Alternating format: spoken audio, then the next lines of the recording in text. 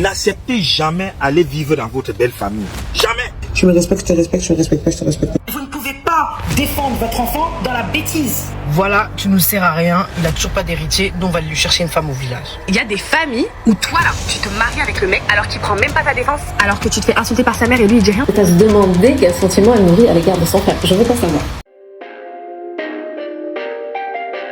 Perfect.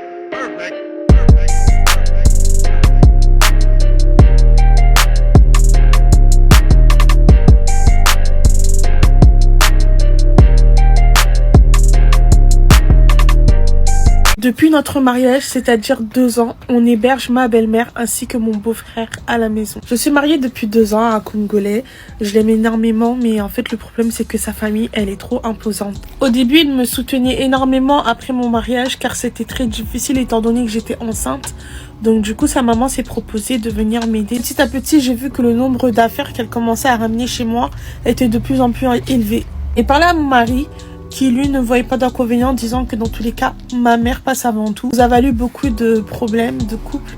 Si je voulais garder ma relation avec mon mari, je devais accepter que sa famille vienne dormir régulièrement à la maison. Entre-temps, son petit frère a été mis à la porte par sa femme. À l'heure actuelle, je me retrouve à héberger ma belle-mère ainsi que mon beau-frère. Je suis chez moi sans être chez moi.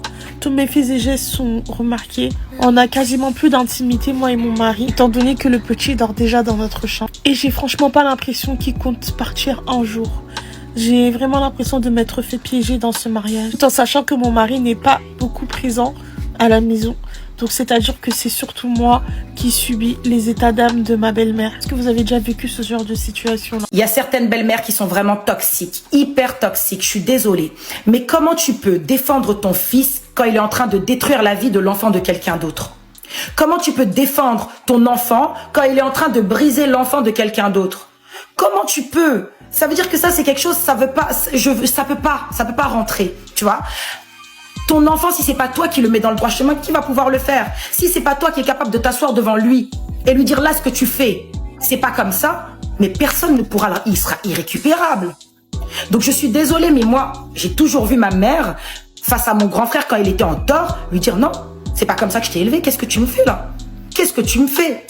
C'était elle la première à lui pointer du doigt ce qu'il faisait de pas bien. Parce que si c'est pas elle qui le fait, qui va le faire? Mais il y en a certaines, votre enfant peut détruire la vie de quelqu'un et puis vous êtes complice. Quoi qu'il arrive, coûte que coûte, vous défendez votre enfant, mais c'est pas l'aider. C'est pas l'aider. Je suis désolée. Moi-même qui suis maman, on aime nos enfants. Bien sûr qu'on aime nos enfants on les défendrait face à tout. Mais l'amour, c'est aussi de te remettre dans le droit chemin quand tu fais n'importe quoi. L'amour, c'est aussi de te rappeler les bases, les valeurs fondamentales que je t'ai données. L'amour, c'est aussi traite les autres comme tu aimerais qu'on me traite, moi, ta mère. Tu vois? Je suis désolée, hein. Mais vous ne pouvez pas défendre votre enfant dans la bêtise. C'est vous-même qui devez lui dire « Oh, qu'est-ce que tu fais? Qu'est-ce que tu es en train de me faire là ?» Et il y en a certaines, vous êtes complices de la destruction de l'enfant de quelqu'un d'autre avec votre enfant. C'est très grave. C'est très grave de faire ça, je vous vois vraiment en sorcière. Je suis désolée, mais moi quand j'arriverai dans ma belle famille, j'accorderai du respect à ceux qui m'accordent du respect. Prenez-les comme vous voulez, mais je serai gentil avec ceux qui seront gentils avec moi. On ne sucera personne pour se faire accepter parce que c'est pas pour ça que je suis là. Ton frère, il m'a marié, ton cousin, Anna, il m'a marié. Tu me respectes, je te respecte, je me respecte pas, je te respecte pas. Tu m'aimes pas, je t'aime pas. Je cherche même pas à savoir pourquoi tu m'aimes pas, je t'aime pas. Je suis pas venue dans votre famille pour souffrir, je suis venue pour être en paix. J'ai mon mari, on y va, fin de la discussion. Ceux qui sont pas contents de ce que je dis, c'est leur problème. Moi, j'arrive dans une belle famille, c'est pour que je sois bien accueillie comme dans ma famille. C'est tout. Voilà. Fais des histoires avec moi, je ferai des histoires avec toi. Fin de la discussion. Je ne demanderai pas à ton cousin ou ton frère ou ton ce que tu veux, ton oncle de prendre ma défense. Je me défends toute seule, tu me cherches, je te cherche. Voilà. C'est comme ça. Wesh. Affaire de belle famille où il faut vous sucer pour pouvoir être accepté, c'est pas ici. Moi, c'est mort, ça, c'est catégorique, c'est mort. Tu m'aimes pas, je t'aime pas, tu me respectes pas, je te respecte pas. Voilà, enfin, à bon entendeur. Vous savez quoi? La pire des méchancetés, c'est entre nous les femmes. Comme on peut être mauvaise, le summum de la méchanceté qu'on peut atteindre, franchement, ça fait peur. Story time. Il y a un couple qui était marié depuis 5 ans. Ça faisait 5 ans que malheureusement, ils n'arrivaient pas à concevoir. Parce qu'ils ont essayé déjà dès le départ d'avoir un enfant, mais ça n'est jamais arrivé. Donc petit à petit, ils ont fait tout ce qu'il fallait. Ils ont essayé de mener des actions pour pouvoir avoir un enfant. Ça n'a pas marché. Maintenant, dans certaines familles, il y a des personnes qui pensent qu'elles ont l'autorisation ou qu'elles sont légitimes de te demander en fait pourquoi t'as toujours pas d'enfant. La femme de ce couple-là a commencé à subir un réel harcèlement de la part de ses belles-sœurs. Donc c'était tout le temps oui, c'est quand que t'as un enfant, nous on t'a pas marié pour rien, au bout d'un moment on a donné l'argent, donc tu devrais nous pondre un enfant, vraiment, nous pondre un enfant, donc qu'est-ce que tu attends, qu'est-ce que vous attendez, mon frère il veut des enfants, mon frère il a besoin d'héritiers, bref, mauvaise jusqu'à l'os. Du coup petit à petit, le harcèlement s'est transformé en violence verbale. Donc du coup elle commençait à l'insulter. Elle l'insultait en lingala déjà pour commencer, et puis elle lui disait des mots très méchants, comme quoi oui t'es une... En gros tu nous sers à rien, t'es un échantillon, clairement tu peux pas avoir d'enfant et tout sur la femme. Peut-être que c'est l'homme qui a un problème, mais tout sur la femme. Donc elle commençait vraiment, c'était un poids pour elle. 5 ans, au bout de la 6e année, ses belles-sœurs elles disent clairement mot pour mot, voilà tu nous sers à rien, il a toujours pas d'héritier, donc on va lui chercher une femme au village. Les belles-sœurs Kwatoulou, elles vont au village, elles vont chercher une femme beaucoup plus jeune qu'elle, tout ça, et donc il la ramène en ville. L'homme aussi l'a accepté. Il a dit non mais moi je peux pas rester comme ça, je suis un homme, il faut que j'ai des enfants et tout patati patata. Donc je sais pas si vous vous rendez compte, elles sont parties parce que c'était ses belles-sœurs. Elles sont parties nani. C'est Mekinae, comme on dit chez moi, genre ses belles-sœurs, Kepenza, au village. Elles sont parties chercher une femme, elles l'ont ramenée dans la maison de leur frère. Dans Nanda Kwalibala, ça veut dire dans la maison maritale de son frère, de leur frère. Elles ont ramené une femme parce que leur belle-sœur, soi-disant, n'arrive pas à avoir d'enfant. C'est là où le calvaire de cette dame-là a commencé. Quand la femme du village là est arrivée, elle est tombée enceinte. Elle a eu 1, 2, 3 enfants. Ils ont commencé à l'insulter, mais c'était tout le temps, c'était redondant. Et elle voulait pas lâcher le tech, elle a jamais lâché son mari. Elle a dit non.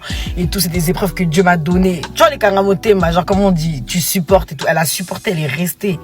Elle est restée jusqu'à, elle est tombée enceinte, elle a eu un enfant. Mais malgré ça, ses belles-sœurs, elle la déteste. Mais quand je vous dis qu'elle la déteste, juste tout simplement parce qu'elle a pas réussi dans les 5 premières années à donner naissance à un enfant. Et en plus, depuis qu'elle a eu un enfant, elle n'en a pas eu d'autres. Vous savez ce qui est le pire? C'est que son mari ne l'a pas du tout soutenu dans son combat et qu'il a marié la 2e femme. Donc maintenant, il est devenu polygame. On parle des belles-sœurs toxiques ou pas?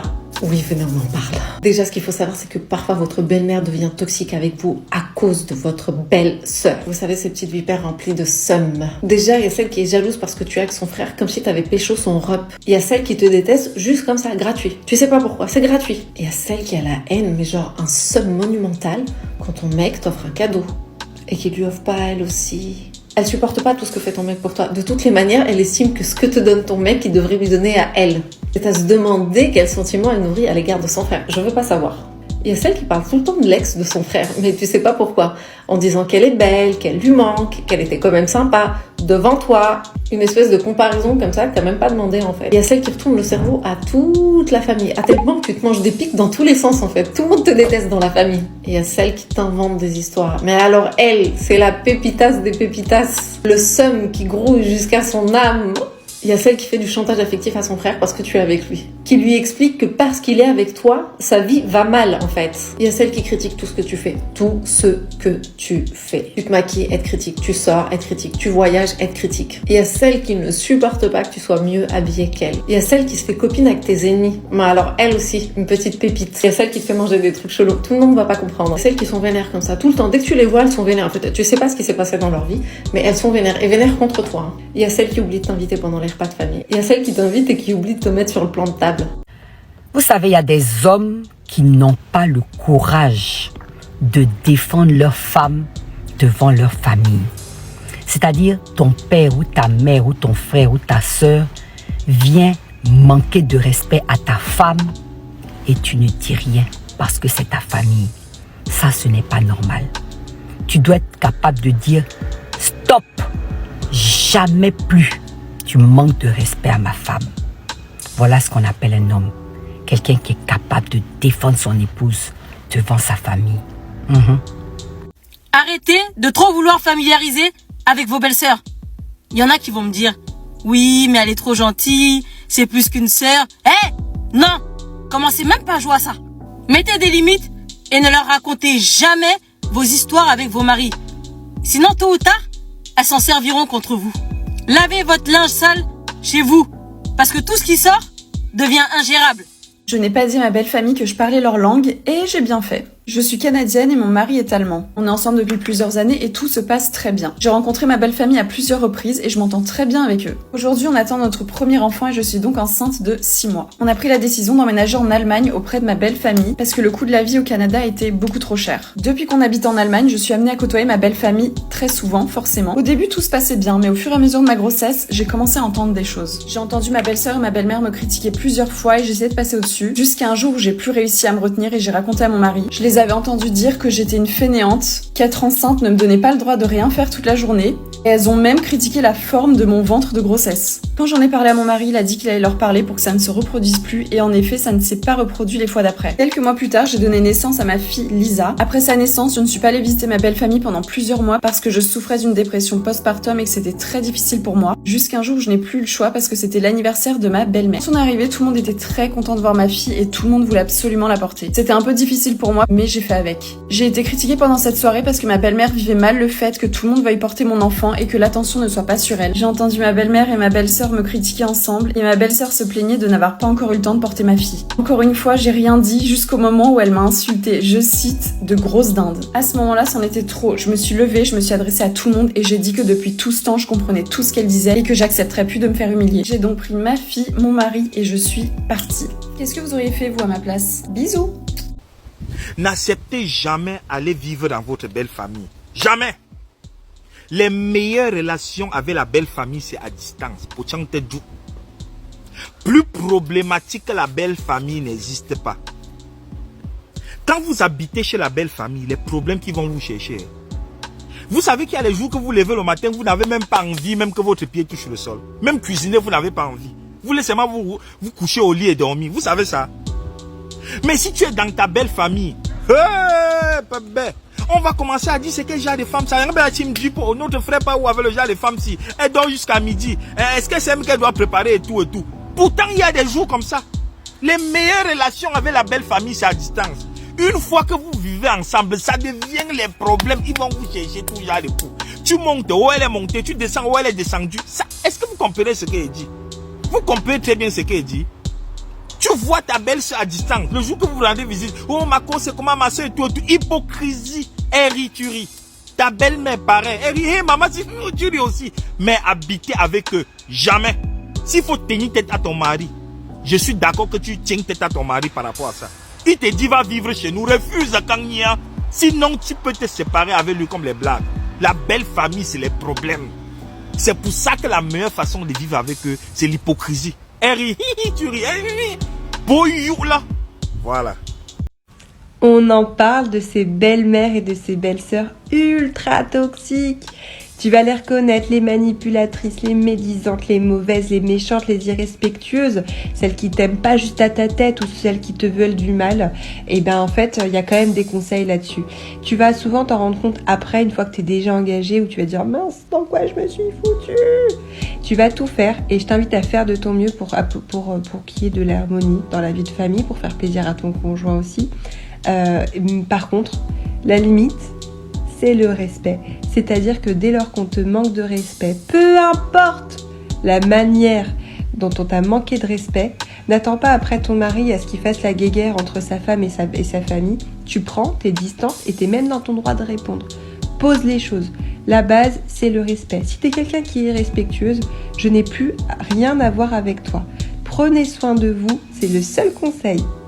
L'une des pires choses dans la vie de couple, c'est quand t'as un des deux parents, que ça soit du mec ou de la meuf, qui est trop impliqué dans le couple. Que ça soit sur l'éducation des enfants, que ça soit sur la déco de la maison, où il faut habiter, ceux qui veulent toujours se mêler de la vie du couple de leur gosse. Et comme dit, que ça soit du côté de la meuf, comme du côté du mec. Je parle vraiment des deux côtés. Très souvent, pas tout le temps, mais très souvent, c'est les belles-mères le problème. En général, les beaux-pères, ils sont plus cool, ils sont plus trucs, voilà. En général, c'est aussi, il y a les belles-sœurs. Je dis pas qu'il y a que les belles-mères, mais en général, c'est beaucoup avec les femmes. Et franchement, ça peut être tellement un motif de divorce ou d'embrouille sévère. Heureusement que moi, j'ai vraiment jamais connu ça, très honnêtement. Parce que je pense que ça peut vraiment briser un couple, surtout quand la personne qui est concernée va constamment défendre ses parents. Je peux comprendre qu'il ne faut pas se mettre ses parents à dos, c'est normal. Mais il y a un moment donné aussi, il faut poser ses limites. Parce que si tu poses pas tes limites, bah du coup tes parents, ils vont en profiter. Ils vont voir que toi, tu dis rien. Et ils vont manquer des fois de respect à ta mec ou à ta meuf ou à ton mec. Des fois, ça peut partir loin. Donc c'est bien d'écouter les parents, mais il faut aussi poser des limites. Vous êtes assez grand, c'est votre couple, c'est votre décision. Vous vous êtes jamais mêlé du couple de vos parents, donc eux doivent faire de même. Le vice de certaines belles-sœurs, je vous assure, j'en apprends tous les jours. J'étais dans une salle d'attente, il y avait cette fille qui arrêtait pas de critiquer la femme de son frère. Voilà, elle disait qu'elle servait à rien, qu'à part mettre des robes à son mariage, il n'y a rien qui l'intéressait. Enfin voilà, vous voyez un peu le style. Et elle disait bien sûr qu'elle savait pas faire à manger et que ça faisait plusieurs fois qu'elle les invitait à manger chez elle, mais qu'à chaque fois, ils esquivaient. Donc elle parlait de ça avec une copine à elle. Et au moment où elle parlait de ça, il y a cette belle-sœur, la pauvre, qui l'appelait pour, une fois de plus, l'inviter. Et elle dit, attends, elle est encore en train de m'appeler, tu sais quoi, je vais te mettre en conférence. Je savais pas qu'en fait, il y avait des gens qui disaient ça. Potentiellement, t'appelles des gens, t'es en conférence. Elle dit à sa copine, coupe ton micro, je vais te mettre en conférence, tu vas l'écouter. Comme elle fait pitié. Mais vraiment. Donc, elle lui dit, coupe. Et elle répond à sa belle-sœur. Et elle lui dit, ouais, je sais pas, je vais voir. Bon, après, faut que je passe chez la coiffeuse. Je vais voir, etc. Et donc elle dégage un peu, elle expédie l'appel avec sa belle-sœur et elle récupère sa copine. Elle lui dit, t'as vu comment elle fait pitié, t'as vu comment elle est là derrière à nous lécher les pompes, etc. Mais bon, je vous fais la version soft, tu vois, la version moins de 18 parce qu'il y avait quand même quelques vulgarités dedans, mais tu dis en fait que t'aimes ou pas cette personne, tu vois, c'est la femme de ton frère, tu peux au moins faire un minimum d'effort, tu vois. Alors oui, après tu sais pas ce qui s'est passé avant, mais très honnêtement, c'est quand même dégueulasse de mettre les gens en conférence alors qu'ils sont pas au courant, tu vois, et te moquer d'eux comme ça ouvertement, très honnêtement, c'est dégueulasse. Pendant mes coachings téléphoniques, je me suis rendu compte du nombre de personnes qui souffraient dans leur mariage à cause de leur belle famille. J'étais choquée. À quel moment ton mari ne prend pas parti pour toi en fait? Genre je veux bien parce que moi je fais partie des femmes qui disent bon vas-y t'épouses pas la belle famille. Tu vois ce que je te dis? Genre au pire si tu t'entends pas bien avec ses sœurs, ses frères, sa mère, etc. C'est pas grave à partir du moment où ton mari prend ton dos. Mais attendez, dans des relations, il y a des familles où toi là tu te maries avec le mec alors qu'il prend même pas ta défense, alors que tu te fais insulter par sa mère et lui il dit rien, lui il bouge même pas. Tu portes ses enfants et lui il bouge pas. Tu te fais insulter par sa mère. Ma propre mère m'insulte pas, c'est ta mère qui va m'insulter. Tu te bagarres avec ses sœurs. Et toi là, tu veux rester dans ce foyer là? Non, c'est pas possible. Franchement, il y a des femmes, je vous assure, je vous plains, mais vraiment. Parce qu'en fait, la belle famille, je suis désolée, c'est la clé de tout en fait. Demain, tes enfants, ils vont aller chez leur grand-mère, des repas de famille, il y a des fêtes, vous allez être réunis, etc., etc. Et toi, t'es en train de dire là que mon nom, il est dans leur bouche. Ils sont en train de salir mon nom là. Non, franchement, je vous assure, vous avez du cardio. Moi, je suis désolée, ces hommes-là, franchement, c'est vraiment... Vous voyez, il y a la khara et c'est encore en dessous de la khara. Ça me fait tellement mal au cœur, mais vraiment. Je sais que vous êtes énormément dans ce cas-là. Force à vous, mes go, la vie. Sur ce... Les beaux-pères, vous les soupçonnez pas, mais c'est souvent eux qui vous rendent la vie impossible en coulisses. Je sais qu'on accuse hyper facilement les belles-mères et souvent à juste titre. Mais la vérité, c'est que bien souvent, elles sont pas seules. Elles ont leur mari de leur côté et il y a même des fois où c'est leur époux qui les pousse à se salir les mains. Parce que eux, ils veulent être là, ils ont pas l'habitude de faire le sale taf. Tu vois, ça a toujours été comme ça dans leur vie. Ils ont toujours laissé leur femme faire le sale boulot à leur place. Et là, pour vous pourrir la vie, c'est la même chose. D'accord? Ils ont une image d'ange. Vous avez l'impression même des fois qu'ils sont de votre côté, qui subissent comme vous. Et que la grande méchante, c'est la belle-mère, alors que bien souvent, ils sont avec elle. Souvent, ça fait mal quand tu le découvres parce que tu penses que la vraie méchante, c'est ta belle-mère, tu vois, et que ton beau-père, c'est une victime au même titre que toi. Mais sache que si vraiment ton beau-père, il appuyait ta présence, il était pour que toi, tu sois mise en valeur, ce serait le cas. D'accord? Il pourrait taper du poing sur la table parce que oui, t'as l'impression que c'est ta belle-mère qui dirige, mais t'inquiète pas, quand il veut taper du poing sur la table, il sait le faire. Et s'il le fait pas pour toi, il a ses raisons. Alors te trompe pas, il n'y a pas que ta belle-mère qui cache bien son jeu. Même les 3 premières années et tout, je forçais, j'essayais de créer un lien avec elle, Mais pourquoi vouloir créer des liens avec... En fait, j'arrive pas à comprendre. Vous voulez être les meilleurs amis du monde. Pourquoi? Soit ça se fait naturellement et top, soit ça ne se fait pas naturellement. Et c'est pas la peine, on reste juste cordial. On est sympa, on est voilà, mahtarmin, respectueux entre nous et fin de l'histoire. Pourquoi vouloir absolument être, je veux être les meilleurs amis du monde, promesse du petit doigt? Pourquoi? T'es pas ma sœur, tu sais. Même ma propre sœur, je la cale pas, tu veux que je te cale à toi? Pourquoi vouloir forcer en fait la parole, forcer avec tout. C'est pas possible. Ouais, bah ouais, franchement, C'est pas possible. Va ma chérie, occupe-toi de ta maison. Va ma chérie, occupe-toi de ton mari et de tes enfants. Et elle fait un truc. Assis-toi, regarde. Elle fait un truc à droite. Tourne ta tête à gauche comme ça. Regarde à gauche. Qu'est-ce que t'en as rien à faire? Comme il dirait l'autre, qu'est-ce que tu n'en as rien à foutre de les autres? Ouais, je comprends pas.